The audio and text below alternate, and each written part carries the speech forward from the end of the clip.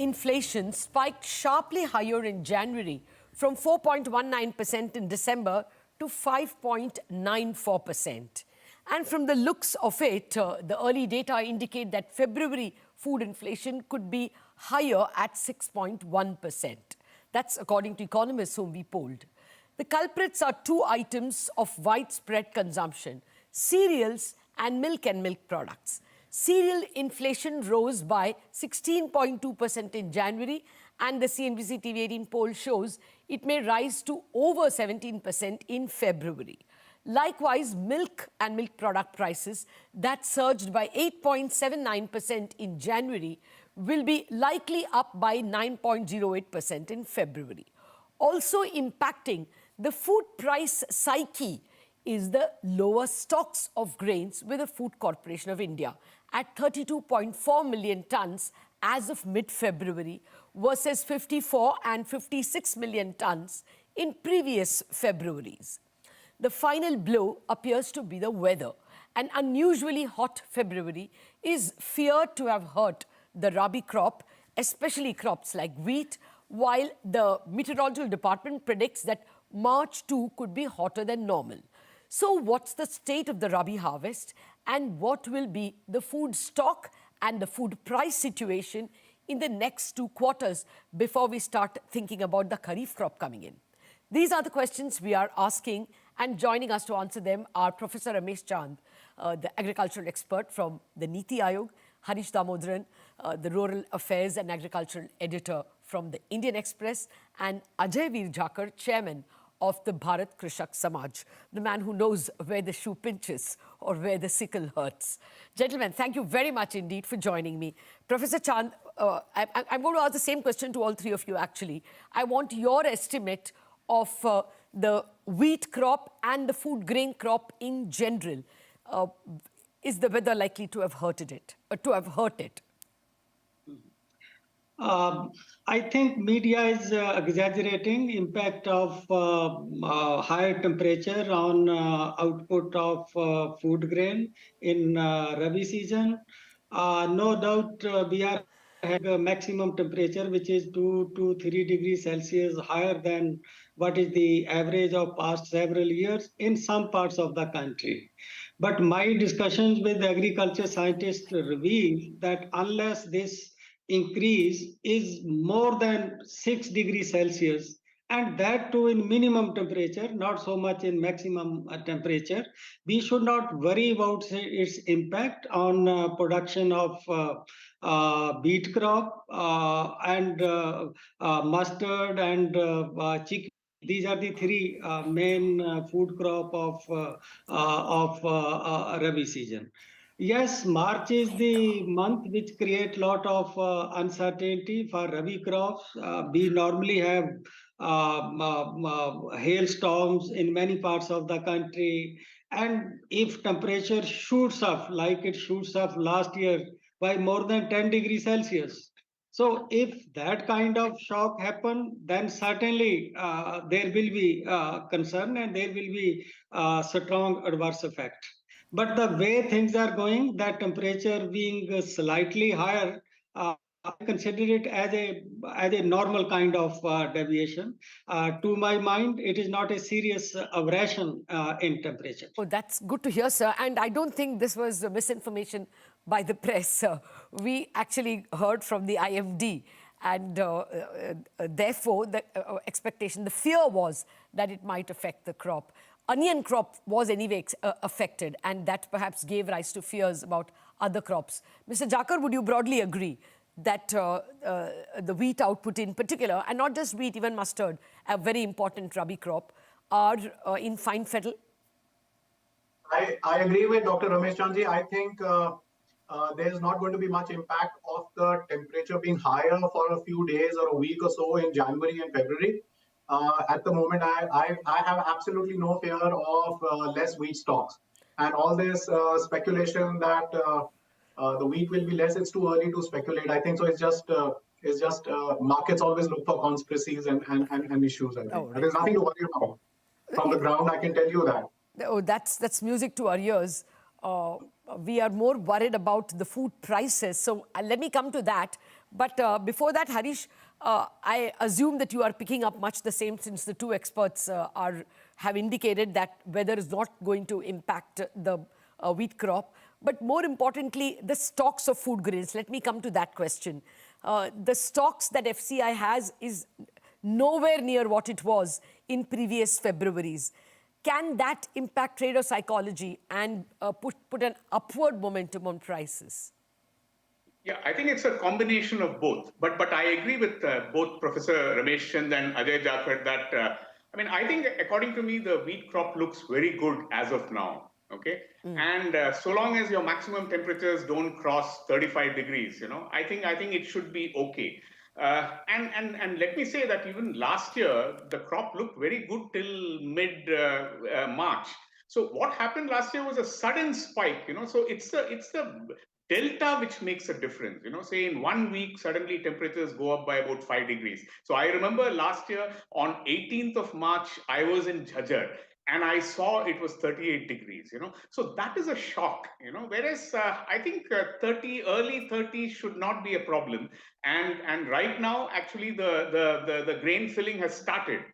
So I think as long as the temperatures remain, below 35 degrees, I think it should be fine, and maybe a couple of western disturbances will help, sort of cool, but definitely, yes, February was a worry, that everybody thought that, the temperatures will really, if February itself is a record, what will be March? Yeah, Mr. Jakhar, no, one minute, Harish. The IMD also forecast higher than 40 degrees in several states, if I remember right, Gujarat, Vidarbh, Rajasthan. So, Ajay Jakhar, if March has, an unusually high temperature, over 40 degrees, will that be a matter of concern? I think so. Any abbreviation in weather in March will be a problem. But how big a problem is, we're just guessing. Like I wouldn't trust the IMD's forecasting for next month to say that it's going to be over 40 degrees. No, in some places, they say. Yes, some places means a very general term. Some places it could be a few districts or if I remember, but as a country, if I remember right, it was Rajasthan, Gujarat, Vidarbh. I remember those three regions for sure. But I guess those are not heavy wheat growing regions, so it doesn't matter. No, it's not about wheat, but what I'm trying to say is that it's too early to guess. We don't know what's going to happen. Okay. And even if there is a heat wave, I think we will not have a food security problem. Okay. Even if there is a heat wave, we have enough. The wheat crop is very good. Okay. Even if it's affected by a few percentage points, we'll still have a lot of wheat. The sowing of wheat has been substantially higher because of good market prices. Okay. Okay, that's excellent news for the future as well, for the coming quarters. Mr. Chand, what I was asking Harish, and I'll go back to him on that, the stocks. Food Corporation of India stocks at the moment are much lower than they used to be in previous Februaries. Almost half of what it was, 32 million tons, I understand, wheat stocks with FCI. 32 is the total. The wheat stock is 15 million tons and the rice stock is about 16 million tons. That looks like a fairly low compared to the previous 3-4 years. Would that be a matter of worry? Would that have a psychological uptick in prices? As long as stocks do not go below what is the norm, minimum stock, I think it does not cause too much impact. And also, we are already in the month of March now. And you will see that in a few days, the procurement of wheat will start.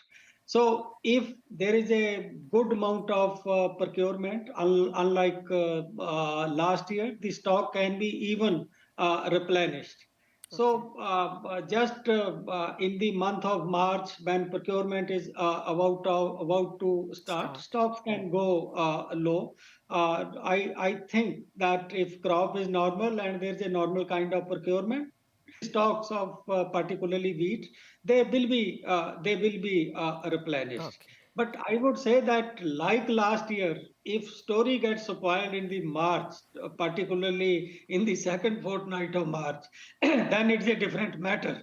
But that is totally uncertain. We can't say anything about that at this point of time. So at this point of time, I think things do not look worrisome as far Concerning. as this production and market arrival of wheat is concerned.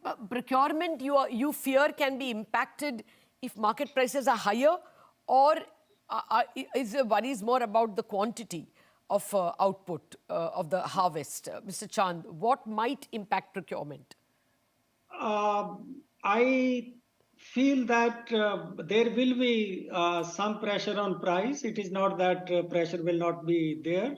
And we are just seeing that after government released some quantity of wheat under Yes. OMS, prices have cooled down. Whether it will have a bit lasting impact or not, that is yet to be seen. My take on that is that if open market prices of wheat say are higher than MSP, government has a option of considering paying bonus to the farmers. Okay. That is the practice which has been adopted quite often in the past also. Okay. So this is the mechanism that prices are now close to, not at, close to MSP, and if they are somewhat higher, that can be taken care by considering A bonus. appropriate amount of bonus for wheat. One more thing, the Yes. statistic you present about 16-17% increase in price of cereal, that's a retail price. Yes, I sir. still feel that the impact of cooling down of wholesale prices has not yet transmitted to a retail level. There, at a retail level, we are seeing that the inflation in cereal is much less. Okay. The number is for retail, and it always happens with some time lag.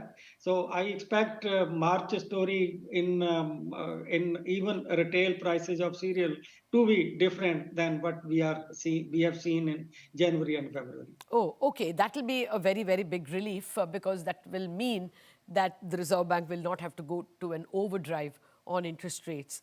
Mr. Jakhar, what is your best assessment of procurement? Will the prices be good enough for the farmer to hand it over to the government? Do you expect a bonus to be required? And your best guess, therefore, on prices as well. So it's interesting that Ramesh Chandji should talk about a bonus, because this government has been saying for the last 7 years that no bonus, no state should even be giving a bonus. The difference is last year we entered March with huge stocks of wheat and paddy, but this year the stocks are limited. So obviously the government is being practical and may offer a bonus should the price go up. I have no doubt that the government will be able to meet its procurement targets if it gives a bonus, or if there's no crisis, then even without a bonus, it will be able to meet. But what we need to see is fodder prices for animal husbandry. That's where I think this heat wave that came in February or January, this little sprouts of heat, or what is being projected, will have more of an impact on fodder and animal husbandry, which is a crucial part of the agricultural landscape. I think that's where the worry is today. We may have a worry on wheat productivity in March, but I'm very worried about animal husbandry and fodder at the moment. That's where I think the real worry is, which impacts the livelihoods of small farmers, landless farmers, marginal farmers. That's the real worry. I thank you, sir, for outguessing my next question, which was indeed milk. Yes. Let me just finish. Sure. The other part is that for the last 10 years from my own farm, I have seen that wheat straw prices always double up every year. I keep telling farmers this: the best investment is to keep wheat straw. You harvest your wheat, you keep your straw, you sell it after 8 months, you'll double the value. Okay. And last year, surprisingly, the price went up by 4 times or 5 times. Absolutely. Normally it goes up. And this is what I worry about, is that fodder prices are going to rise substantially. And I don't think so the government has a plan for it. Mr. Jakhar, thank you very much for preempting my question. I was going to bring milk production and milk prices as a very key element that is abetting food inflation. But we have to take a break.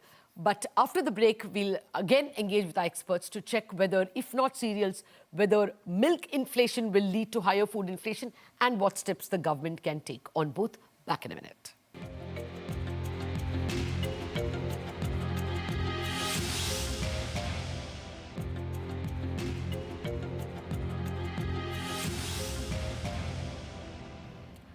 Welcome back. We have been analyzing the high food inflation that was reported in January and that many economists fear will continue in February as well. I've been speaking with Mr. Ramesh Chand, Mr. Ajay Jakhar and Harish Damodaran.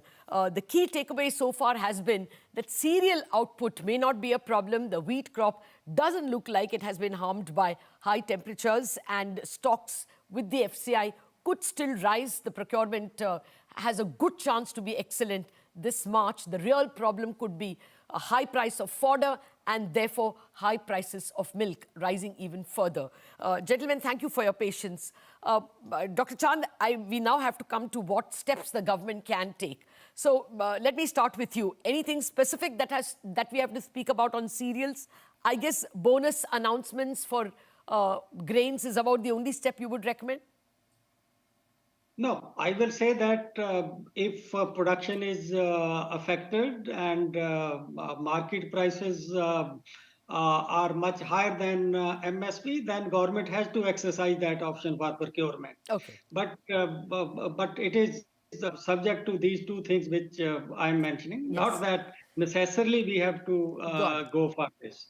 And second is that you just mentioned that wheat output is not a matter of concern, but I would say cereal prices are still a matter of concern because they are already February figure you are giving 17%. Yes. So whatever decline happens, you still find that they remain in double digits. And given the weight of cereal 12%, so cereal still remain the biggest factor for overall food inflation. Okay. Coming to your second thing about this fodder. milk, about milk prices. Fodder is one component. Of course, we have data that prices of dry fodder have gone very, very high, very steep increases. But another important component of cost of milk is prices of cakes. Okay. What is the prices of oil cakes? Oil cakes. And we have seen that in the kharif season, the prices of soybean remained higher than what was MSP. Oh. So, which means that cake prices will also be higher. because soybean is the largest oil seed we are producing, the largest that oil comes from soybean. So that was also a factor for I would say high inflation in milk prices. Okay. But moving from winter to summer, I don't think that is going to affect, because you then compare previous year summer with this year summer. Yes. It's not the momentum which we are discussing right now. We are discussing inflation, which is year on year, that last year March and this year March. Okay. Yeah, I agree with you. But even in milk, I think the month-on-month inflation is expected to be close to 0.5%. January was 0.5%, and the expectation is even February could be 0.4 or 5% or 0.5%. Mr. Jakhar, should the answer therefore lie in being prepared with lowering the duties of imported skimmed milk powder or some other such steps? I'm absolutely against import of milk powder until and unless it's a very grave situation, which it is not.